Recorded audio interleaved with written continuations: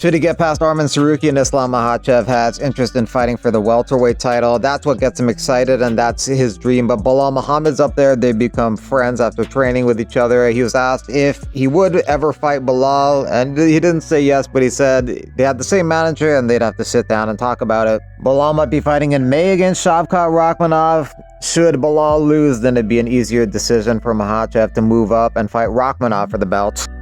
Like this? Same food. Brother, what we have for the dinner today? We have squid, calamari, steak. Mashallah, mashallah. Champ food. Thank you, brother, thank you. Hey, chef. Young LA cutting board.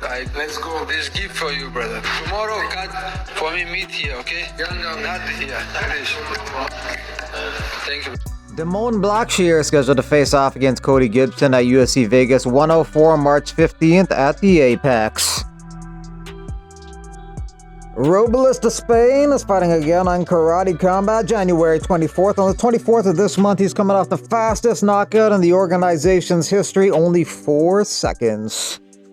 Latest rumor is Conor McGregor versus KSI is in discussions for a boxing match in India since Logan Paul is unable to participate due to WWE commitment. KSI's last boxing match was against Tommy Fury in 2023. McGregor's last MMA fight was 2021 against Dustin Poirier. He lost that when he broke his leg.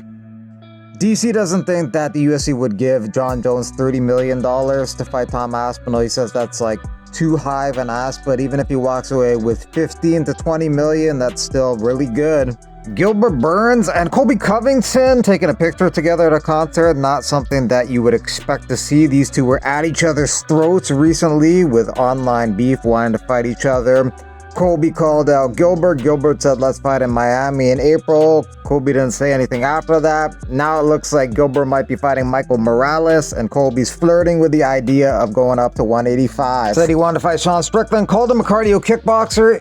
He kind of does fight like a cardio kickboxer, but it works. He won a title with it, and he might win it back February 8th. Darren Till didn't say how much he's making for this match, but he says Anthony Taylor is getting $50,000 for this main event of Misfits Boxing. January 18th in Manchester, England, the same night as UFC 311 in Inglewood, California, headlined by Islam Makhachev versus Arman Tsarukyan. Chris Curtis says he never turned around to fight in the UFC other than one time when they offered him Alex Pereira on short notice. He's like, I don't want to fight this guy on long notice, never mind short notice. I don't see a path to victory here, so I'm going to turn it down. I like the honesty there. He's going to be fighting Roman Kopylov on Saturday. It'll be an interesting striking battle. Chris Curtis will probably try and box in close and go for takedowns. Roman Kopylov will use his full kickboxing game. He's the slight favorite in that one, 2-1. Jordan Levitt out of this fight February 1st in Riyadh, Saudi Arabia, so they got to find a new opponent for Abdul Karim Al-Sawadi. Lerone Murphy says he accepted his next fight, probably March 22nd in London. That's the time and location that makes sense. Lerone Murphy wants to fight on that card against Brian Ortega. That'd be a good opportunity for him to move up in the rankings in the featherweight division, but Ortega might move up to lightweight. There's some fresh matchups for him at 155. The Dark Side of the Cage episode lineup, it starts Wednesday tonight. Every Wednesday, 10-part series for 10 weeks. So the first episode tonight, Kimbo Slice, the rise of a backyard brawler. Then Diego Sanchez, Fighter and the Guru. That's next week. That should be interesting. The final days of Evan Tanner, The Ultimate Fighter, Nick Diaz versus the World, Rise of Pride, Fall of Pride, Disappearance of Ronda Rousey, Triumph and Tragedy of Matt Hughes, and the Downfall of War Machine. So yeah, there is a lot of dark shit, so it's Dark Side of the Cage. It should be interesting. Wednesdays, 10 p.m. on Vice. PFL founder Don Davis defending himself against Bellator fighters. Bellator fighters actually got way more fights than PFL fighters in 2024. 16 events, 174 fights, 218 Bellator fighters, 130 PFL fighters. But a lot of fighters are complaining he's getting sued. They should probably just let these fighters go, but they want to keep them around to look good for investors. Valentina Shevchenko's sister Antonina Shevchenko hasn't fought in a couple years. Her last fight was against Courtney Casey. She won that in 2022. She works as a pilot. She had a son in September. She may never fight again. In one championship on Friday, Kolabdom Left Meteorite will be taking on John Lineker. Hey John, this is Muay Thai, not MMA. I will knock you. Bryce Mitchell doesn't care that Dana White is on the board of Meta now. He's going to bash Mark Zuckerberg for his actions.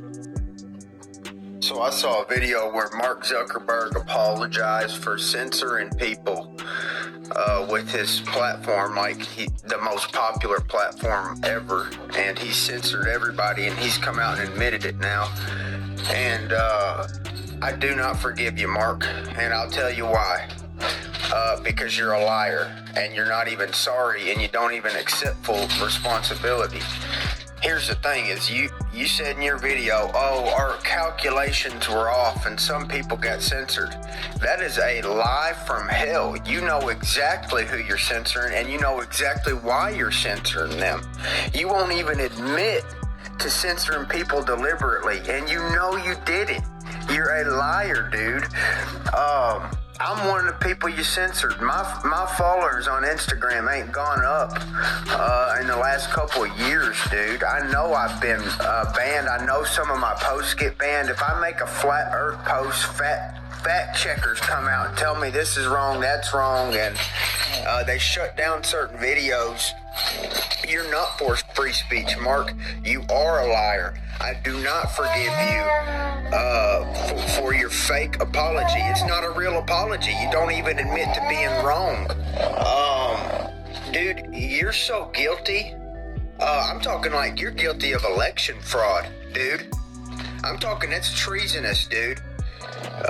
You don't even understand how guilty you are under a real legal system. Now that America's gone completely communist, the people in office are of the devil, and so are you, Mark. And I don't forgive you because you're not legitimate, bro. Your apology ain't even legitimate. You don't even talk normal. You look like a robot, dude. You probably are a robot or some satanic freak. Dude, and no, I don't forgive you, and I don't trust you, and I probably never will trust you, but maybe if you were legitimate in your apology and you didn't look like a little robot, like a little rat, maybe I would, you know, if you just talked normal and admitted to what you did, maybe I would forgive you, but you don't, and you're not going to, bro. You're not normal. And I don't trust you, never will, and I hope that these people are not tricked by you, but I'm sure there's so many people that are, but I'm not one of them, buddy. Never will be. I'll say it right to your face. I hope I get to meet you, dude, just to tell you I think that you're a rat right to your face. I still don't hate you, though. I hate what you do. I hate what you stand for.